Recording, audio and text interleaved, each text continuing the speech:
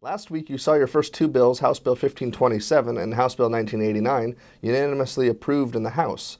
How was that experience, and what's the next step for those bills?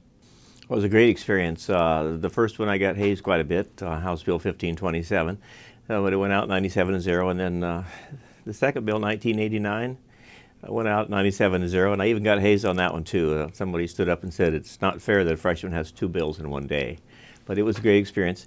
Next Thursday at 8 o'clock, they'll be heard in the Senate Ag Committee at 8 o'clock. So I'll go over and testify on the bills, and hopefully we can keep them moving through the Senate. You have two other bills, House Bill 2046 and House Bill 1526, that you expect to see action on in the coming weeks. Tell us about those bills. House Bill 2046 is about definition of streams in the Shoreline Management Act. And it was up on the calendar last week, and then it was postponed because there was some issues with it.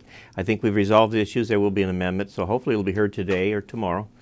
And then the House Bill 1526 is the aircraft excise tax. And it's been classified as necessary to implement the budget, NTIB. So we won't really probably have action on that for quite some time until we get close to the end of session. Last week, you gave a floor speech on House Bill 1999, which improves educational outcomes for foster youth.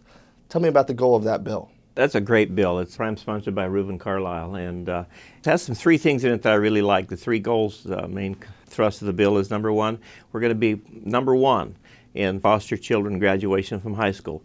We're going to be number one in foster kids attending secondary schools, and number one in foster kids graduating from secondary schools, and that's in the United States. So it's a great bill, and what I really like about it is where this comes together for me is in Spokane County 2 years ago, 60% of the inmates were foster kids, had been foster kids.